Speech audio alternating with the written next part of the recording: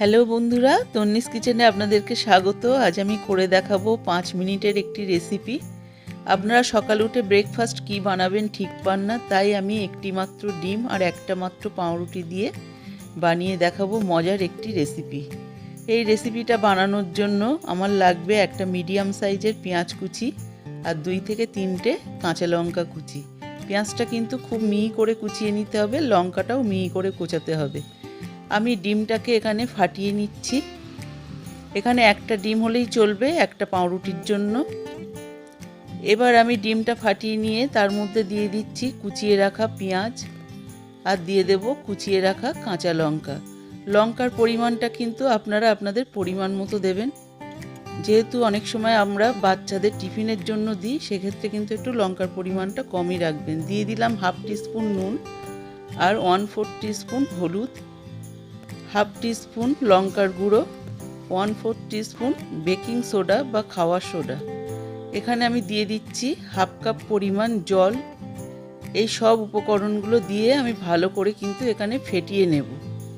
এখানে খুব ভালো করে ফেটিয়ে নিতে হবে, যেহেতু এখানে ডিম দেয়া আছে। এবার আমি দিয়ে দিচ্ছি 1 কাপ পরিমাণ কর্নফ্লাওয়ার আর দিয়ে দেবো হাফ কাপ পরিমাণ বেসন। এই বেসন আর কর্নফ্লাওয়ার দেওয়ার পরে খুব ভালো করে কিন্তু এটা ফেটিয়ে নিতে হবে। আমি একটা কাঁটা চামচের সাহায্যে ফেটিয়ে নিচ্ছি। আপনারা যদি মনে করেন কোনো রকম লাম্পস থেকে যাচ্ছে, আপনারা কিন্তু এটা হাত দিয়েও করতে পারেন। দেখুন এখানে কিন্তু ব্যাটারটা ঠিক এরকম হয়েছে।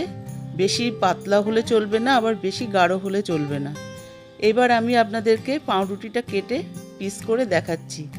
আমি একটা পাউরুটি এখানে সমান 3টে টুকরো করে নিলাম। নিয়ে এবার আমি এগুলোকে সরু সরু করে কেটে নেব। আমার এখানে মোট 12 পিস মতো পাউরুটির টুকরো হয়েছে। এই দেখুন আমি একটা আপনাদেরকে দেখাচ্ছি, এরকমভাবে কেটে নিয়েছি। এরপরে আমি কড়াই গরম করতে দিয়েছি। কড়াইতে দিয়ে দিচ্ছি রিফাইন তেল। এবার আমাদের ভেজে নেওয়ার পালা। পাউরুটিগুলো আমি সব কিছু ব্যাটারের মধ্যে ভালো করে চুবিয়ে নিয়ে এই গরম তেলের মধ্যে ছেড়ে দেব।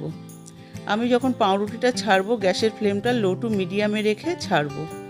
এমনভাবে ছাড়তে হবে যেন পেঁয়াজ লঙ্কাগুলো এই পাউরুটির গায়ে সামান্য পরিমাণ লেগে থাকে। দেখুন এইভাবে আমি প্রথমে 4টে পকোড়া আপনাদেরকে ভেজে দেখাচ্ছি। এটা প্রথমে আমি হাইতে ভেজে নিলাম কিছুক্ষণ। তারপরে গ্যাসের ফ্লেমটা লো টু মিডিয়াম করে দিয়ে ভেজে নেব, কারণ এটা উপর থেকেও ভাজা হওয়া দরকার, ভেতর থেকেও যেন ভালোভাবে ভাজা হয়। ভিতর থেকে এটা খুব সফট হবে এবং ওপর থেকে ক্রিস্পি হবে। সেক্ষেত্রে যদি আমরা জোর দিয়ে ভাজি তাহলে উপরটা কিন্তু ক্রিস্পি হবে না। সেক্ষেত্রে আমি একটু লো টু মিডিয়ামে রেখে কিছুক্ষণ ভেজে নিলাম। এই পকোড়াগুলো কিন্তু একদম ক্রিস্পি হয়েছে, আপনারা না বানালে বিশ্বাস করতে পারবেন না। এইবার আমি আপনাদেরকে সার্ভ করে দেখাচ্ছি। দেখুন ওপর থেকে কতটা ক্রিস্পি এবং ভেতর থেকে খুবই সফট। আমার এই রেসিপিটা যদি ভালো লাগে তাহলে অবশ্যই সাবস্ক্রাইব করবেন, লাইক দেবেন এবং শেয়ার করবেন।